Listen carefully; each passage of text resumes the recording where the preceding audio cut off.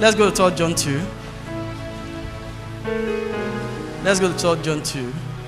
1, 2, 3, go. Beloved, I wish above all things that thou mayest prosper and be in health, even as thy soul prosper. Let's read again. 2 more times. 1, 2, go. Beloved, I wish above all things that thou mayest prosper. 1 more time. Beloved, I wish above all things that thou mayest prosper and be in health. Does wishes make prosperity? Does wishes make success? Does wishes bring health and healing? No, it doesn't. But the wish is good, but it's not going to make any changes or bring any changes. Here is John talking to his disciples and said, I'm wishing. For the fact that the pastor is wishing that the church be blessed does not mean that the church is going to be blessed. Men wish cannot turn things around. That you must know. I want to be prosperous. I want to be rich. Does not mean you're going to be rich and prosperous. I want to be well. I wish I could be well. Does not mean you will be well. There are things that you need to put in place that will make you well. There are things that you need to put in place that will make you successful. There are things that you need to put in place that turn your life around. Wishes can't change your lives. So even though the man of God saying, I am wishing that you prosper, it doesn't mean that that is going to make you prosperous, but it's telling you that it is the will of God that you be prosperous because God wishes for it to happen. But what you need to do to make it happen needs to be communicated to you. And God is no respecter of anybody, which means if anybody believes and does as the scripture says, the person will receive the same reward and the same blessing. So I wish above all things that you prosper and be in health, even as your soul prospereth. It's an information given to you to make you understand that it's God's will for you to succeed. So you can lay hold on it and succeed, but there are some things that you should do. I was talking to you yesterday, Saturday, concerning the power that's in the gospel. Anything that God wants to do to turn our lives around and make a change, it is initiated through the gospel. Now, when you go to the book of Romans chapter 1 verse 16, the Bible made us to understand that the gospel is the power of God. It says, for I am not ashamed of the gospel of Christ, for it is the power of God unto salvation. Somebody say the power of God. The gospel is the power that initiates change in the lives of believers. Many people are running helter-skelter, going from places to places to get the changes or the change that they want or the miracle that they want. They are getting it wrong. The miracle is in the gospel. The gospel. The gospel is the power of God to save. It's not talking about salvation from sin alone. He said the gospel is the power of God to heal. The gospel is the power of God to prosper. It's all in that word salvation. The gospel is the power of God to protect, to secure. It is the gospel that brings the change, which means it is your response to the gospel that determines the level you occupy in the realm of the kingdom. God has no other power to change man, only through the gospel. It is called good news. Hallelujah. For I am not ashamed of the gospel. How come that God always so validates and put as premium and put as most important the preaching of the word? We hear Paul telling Timothy, preach the word. In season and out of season, preach it. You hear Peter telling the church in 1 Peter chapter 5, preach the word, feed the sheep. Why do you think he's saying that? Because the secret to life is hidden in the word, which is the gospel. Many people don't understand. You've got to know how the gospel works. It has the ability to change anybody's life as far as the person is willing. There is no amount of down you have been that can bring you out from. Even though the person has been buried in poverty, it will resurrect the person. It's the power of God to change lives. It has power. It has power. It has power. The gospel in it is hidden the power of God for transformation. Paul said, I am not ashamed of the gospel of Christ, For it is the power of God to prosper, to heal, to deliver, to save, to protect. Everything that you need in life is hid in the gospel. That's why you've got to hear it over and over again. It is the power of God to salvation. Look at what he said. To everyone that believeth. Which means it doesn't work for those who doesn't believe. That's why people are at where they've been. They don't believe. They say, I believe. You know very soon as we begin to go. You don't believe. If you believe, the gospel will change your life. Paul said to one of the churches, he said they received the gospel which made manifest to them who believe. It just creates change in your life. It will change you. It will change you. I read to you the other day, that was yesterday, in Galatians chapter 3 verse 5. Galatians chapter 3 verse 5. He was talking about those who minister the Spirit. He said, he therefore that ministereth to you the Spirit and worketh miracles among you. He said, doeth it. He said, doeth he it by the works of the law or by the hearing of faith? In other words, by the hearing of the gospel. The faith of the gospel. In other words, what he's saying is this, that there is no miracle except you hear the words that brings the miracle. So he said, for those who receive the Holy Ghost. He said, how do they receive the Holy Ghost? He said they receive the Holy Ghost because they heard the word of faith concerning receiving the Holy Ghost.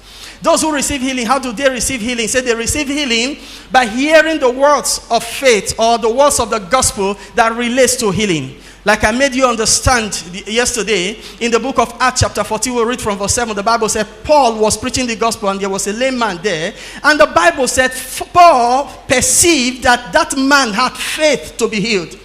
And said to the man, stand upright on your feet. And the Bible said he became well. What is he talking about there? He's talking about the power of the gospel. As soon as you believe, then the power comes to create in you what the gospel says. So I was telling you yesterday, and I remind you again, that the gospel has power, but it is an inherent and potential power in itself that can't change life until you release your faith by believing. Once you release your faith by believing the gospel that is preached, then the potential energy is turned to kinetic. Power is released. Then if you were broke before, it just begin to work. Nothing will make it work until you believe it. And if you say you believe it and you are still sitting down and do nothing, you don't believe. Every believing must act. Acting is believing.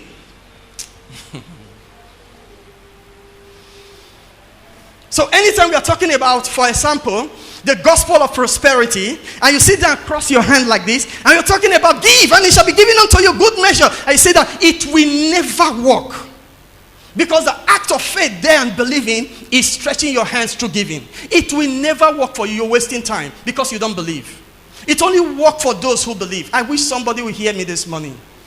Oh, hallelujah. So the devil will begin to tell you, yeah, they are taking advantage of you. They want to take advantage of you. They want to make you poorer. They want to, yeah. Because you can't take water from a drum and you expect the drum not to deplete. In quantity, it will. But that's in the realm of the natural. So we are looking at things from the realm of the natural and say, if I take out of this money, it will deplete. How will I recover it? That's the realm of the natural. But the realm of the spirit, which is the word of God, says, give and it will increase. Give and it will increase. As he poured the oil into those vessels, more oil, more oil, more oil. How did it happen? Who was supplying the oil in a little cruise that filled all jerry cans? That's the supernatural. It is in the gospel. Oh. So when you are looking at it, how can I pour this? I have little. How can I pour this? He said, give me first. Let me eat. After that, prepare for yourself and your child. And the Bible says she did that. The cruise of oil did not end. The flour did not end. Throughout 3 years, they ate and ate and ate. That is the gospel. But if you calculate it with your head, you say, how can I? How can I? I say I don't have enough. I'll still go and be. You remain there. Just remain there. It's not going to change. Because you don't believe. Every Christian is a potential rich man in the gospel. Every Christian is a potential healed man in the gospel. God sees you prosperous. God sees you well. Whatever it costs you is what he believes you are. So he said unto Gideon, thou mighty man of valor. And Gideon was looking everywhere. Who is he talking to? Who is the mighty man here? He said, you. He said, me? You don't know me. I came from the least tribe. My tribe is the least in all Israel. And in case you don't know, my family is the poorest. And me, I'm the most despised in my family. So who is the mighty man? He said, you are. He said, go in this thy might, for thou shalt smite the enemy as a man, one man. And immediately he believed the gospel, the strength came. If he had not believed the gospel, he would have remained a little man and not be able to deliver Israel. You must believe today. The gospel is the power of God to liberate you. Then look at verse 17. Romans chapter 1 verse 17. I wish somebody would believe what I'm telling him or her. For inside the gospel is the righteousness of God revealed. It's not talking about righteousness. I'm living righteousness as far. I'm not seeing you. No. He said inside the gospel is every blessing of God. That righteousness means every blessing of God revealed. Inside the gospel, they are hid. For therein is the righteousness of God revealed from faith to faith. So somebody says, I don't have faith like you now. If I have faith, this will be easy for me. No! He said from faith to faith. He didn't say from unbelief. If you are a Christian, you have faith. He said you are moving from one realm of faith. You are not trying to stay on the stair. You are already on the stair. It's just that you are moving from one stair to the other. Some Christians think they are still trying to negotiate to be here on the first step. No, you are already here. The gospel, by receiving it and you are born again, has put you in the pedestal of success. He said move from one level of success to another as you believe, as you hear. It's from faith to faith. Oh. From one level of manifestation to another. So if you celebrated one manifestation today, he said, get ready. There is a greater and higher one. Amen. For therein is the righteousness of God revealed from faith to faith. As it is written, the just shall live by faith. You see? So he says to us, in 2 Corinthians chapter 3 verse 18, that is from one realm of glory to another. He's still talking about the same faith. It's from one realm of glory to another. Some people say, nothing is happening in my life. Something has happened in your life in Christ. Move from that level of salvation to the level of health. Move from that level of health to the level of financial prosperity. Move from the level of financial prosperity to the level of influence. Move from the level of influence. Just keep it from glory to glory. He said, but we all with open face beholding as in a glass the glory of the Lord, the beauty of the Lord, the supernatural that Christ carries. He said we behold it in his face. He said, but we all with open face beholding as in a glass the glory of the Lord. Where is the glory hidden? Somebody say, in the word of the gospel. The glory is there. But we all with open face, beholding us in a glass the glory of the Lord. We say we are changed. You see, we are metamorphosing, going from one realm of manifestation to another. We are changed into the same image, from glory to glory. Not from sickness to glory. Not from poverty to glory. Once you receive the gospel and you become born again, you have been cut off from the lineage of poverty, from the lineage of sickness and disease. Now you have entered into the first level of glory. But he said, move from there to a higher one.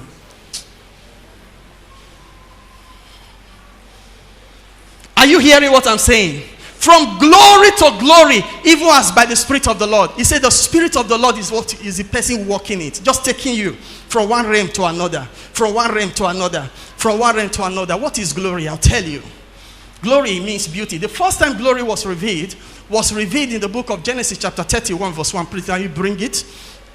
Genesis chapter 31 verse 31 verse 1. He said, and he heard the words of Laban's son, saying, Jacob had taken away all that was our father's, and of that which was of our father, which was our father, had he gotten all this glory. And you remember when Joseph sent his brothers to take the chariot of Israel after he has been made the prime minister. He said, let my father see this glory. He said, when my father see this glory, we know that indeed I've been elevated. Somebody say level. So what is glory here? Is talking about the blessings of God that you could see with your eyes. What is glory? That's the first definition of glory. Is blessings.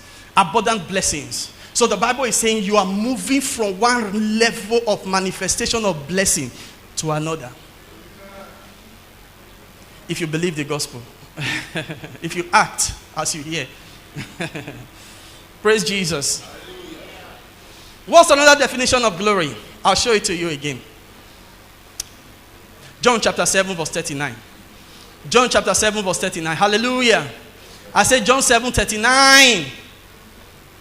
But this spake he of the Spirit, which they that believe on him should receive. For the Holy Ghost was not yet given. Why? Because Jesus was not yet glorified. So he used the word glory there. What's glory? To move from a realm of lesser power to a higher power.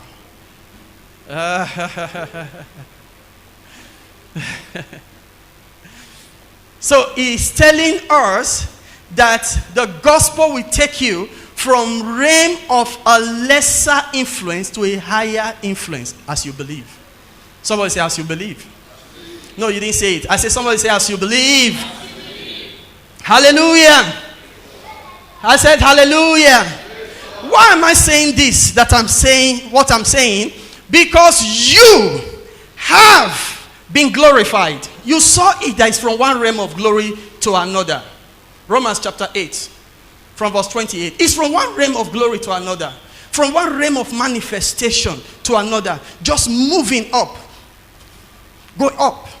Going up. As far as you keep believing, as you are hearing, you keep functioning as you believe, you just be moving up.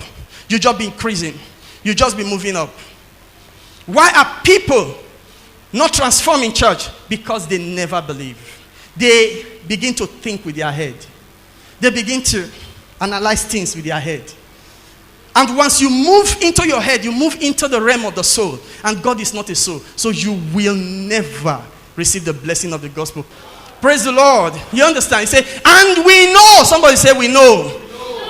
And we know that all things work together for good to them that love God. To them who are the called according to his purpose. Verse 29. For whom he did foreknow, he also did predestinate. Have you been predestinated? Yes. Everything that you need to be in life has been rearranged or pre-rearranged by God. Even before you were even taught that you'll be born. God has prearranged everything. You've been predestined that somebody is going to be born in the year so and so, in the month of so and so, and we grow and pass through this and pass through that, and eventually fulfill so and so in the gospel. Everything that is the will of God is in the gospel. Your purpose is in the gospel. Your purpose is not acquiring 10 houses. Your purpose is not giving birth to a male child. I said, I have 5 girls. I still need a male child. Who cares? God doesn't care about those things. I don't have children yet. I don't have children yet. I've been married now. I could not give. Who cares? God doesn't care about it. It's just pleasure. He gives you here on earth as a reward. They are nothing before God. That is not your purpose. Your purpose is in the gospel. Your purpose is in how many souls you won. How many lives you touched. You understand?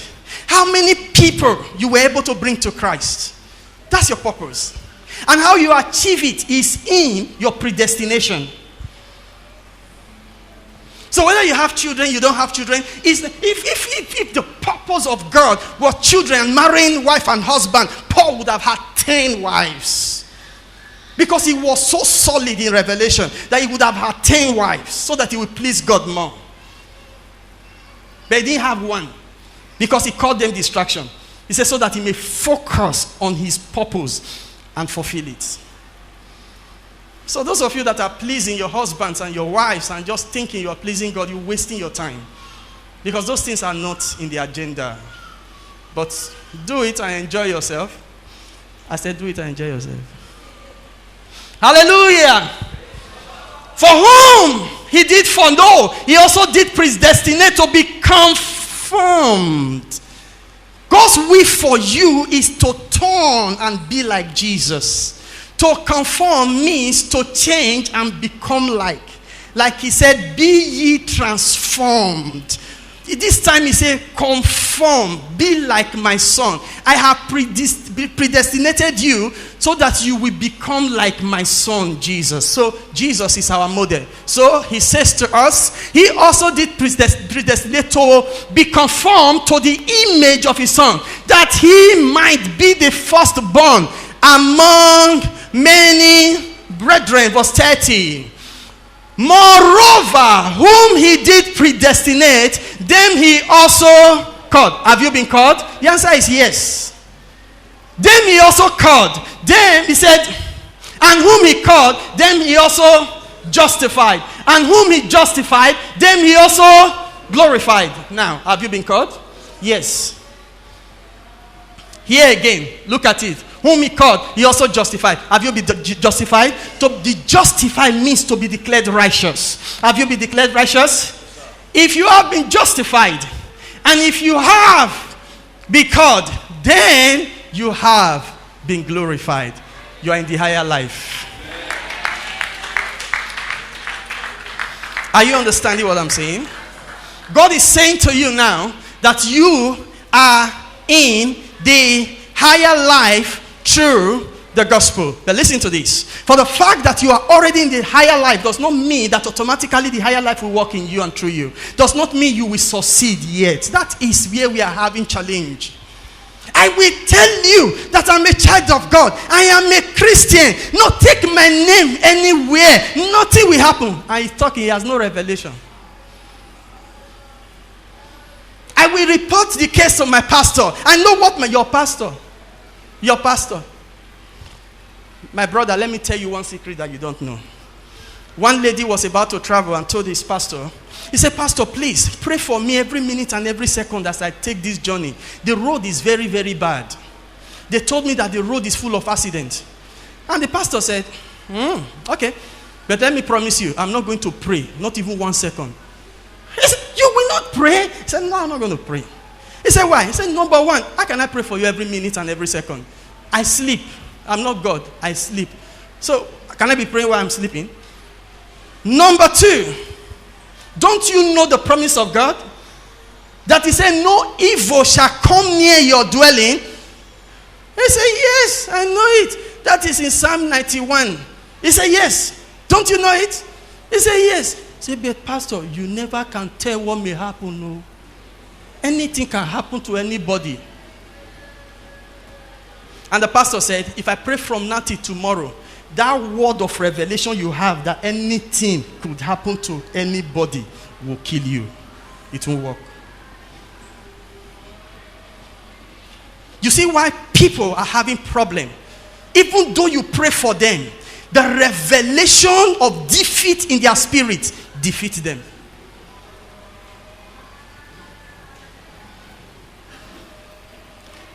Are we to pray like that because you are engaging in a dangerous journey? No! The Bible says that the word of God has become the anchor of our soul. Except you believe and hold it strong in your heart, forget about it. It will not work. It is, I was asking my children yesterday, and I'll tell you today.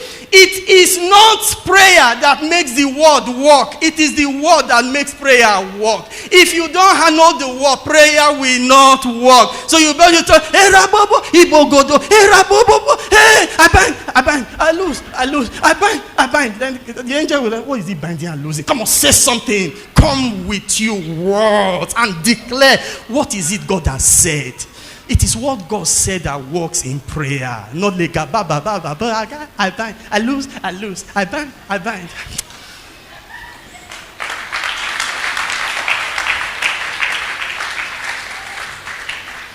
What has God said? Lord, you said no evil shall come near my dwelling. Therefore, as I am back on this journey, I bind every forces of darkness. No weapon formed against me shall prosper. That is the word of the Lord. Therefore, I go and I come back in safety. Thank you, Lord. It doesn't take plenty prayers. When a man begins to pray plenty prayers because he wants to embark upon, it's now unbelief. The Bible made us to understand that every plenty word inside it is sin. If you know the words, you will just say few things. Father, thank you because you always hear me. Lazarus, comfort.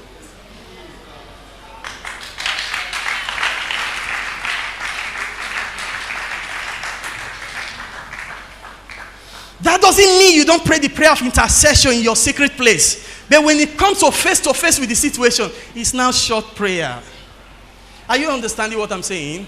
Moreover, whom he did predestinate, them he also called. And whom he called, them he also justified. And whom he justified, them he also what? Glorified. Somebody say, I'm glorified. Now, let me show it to you because you've been glorified. Ephesians chapter 2 from verse 6. Hallelujah.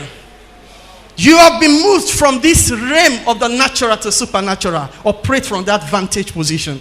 Tell somebody, operate from that vantage position. Hallelujah. And hath raised us up together. Did you see?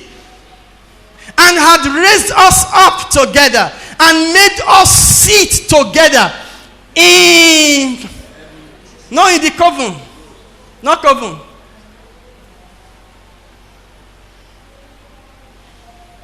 In the domain of darkness, where the powers of hell reign.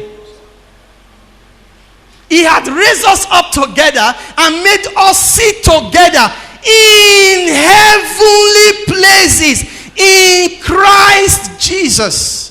The Ephesians chapter 1 made us to understand, say, far above principalities and power, witches and witchcraft. Lord, I'll pray. Anytime my job goes in, the witches will come and carry the baby. Lord, let them not carry this one. Let them not carry this one. Who do the watch night for you? If they will carry it or they will not carry it depends on you. What does my word say? Did he say there is no divination against Israel? There is no sorcery against Jacob. Therefore, it shall be said of the Lord, what has the Lord wrought? Therefore, Satan, in the name of Jesus, no divination, no sorcery work against this child in the name of Jesus. I break your hold over it. I take a hold. For weeping may endure for a night, but rejoicing comes in the morning. I got my rejoicing. I refuse to lose this child. No more. No more affliction. No more affliction. What is the Lord saying? It's not by doing weeping competition. Maybe if you weep for your husband, he may have mercy. If you weep for your wife, he may have mercy. If you weep for your children, they may have mercy. If you weep for your boss, you see how he's crying. If you weep for God, no, it doesn't. God is not in the realm of emotions. That's what you don't know. It's in the realm of faith. He said, my son, give me that faith. Not emotion. God is not a soul. Soul, emotion is in your soul. God is not a soul. So it becomes a problem. I say, So he has made us sit together in heavenly places in Christ Jesus. For the fact that you're seated in heavenly places and you're already glorified does not mean it's going to work. What will make it work? I will tell you. 2 Peter chapter 1 verse 3. Is somebody following me? Oh, hallelujah. According as his divine power had given unto us, somebody say all things. Not some things. All things are given unto us according to his divine power. And we said before, when we read from the book of Romans chapter 1 verse 16, that the gospel is the power. So according to the gospel had given unto us all things. Because the gospel is God's divine power. According as the gospel had given unto us all things that pertain unto life and godliness, through the knowledge of him that called us to glory and virtue, verse 4, whereby are given unto us, somebody say exceeding, yeah, you're not in church this morning, exceeding great and precious promises, that by these promises you or ye might become partaker of the supernatural glory, or the life of glory. It is through the gospel you partake of the life of glory. As you believe the gospel and act, glory takes over your life. Somebody say amen. I said, as you believe the gospel and act, I said the glory of God takes over your life. Whereby giving unto us exceeding great and precious promises, that by these ye might be partakers of the divine nature, having escaped the corruption that is in the world through lust. It is the gospel that makes you to escape the corruption that is in the world. He's talking about the corruption, the lust that is in the world, the lust of the flesh, the pride of life. It is the gospel. As you begin to give yourself to the gospel, the works of the flesh begins to give itself away from your life. That's how it's done.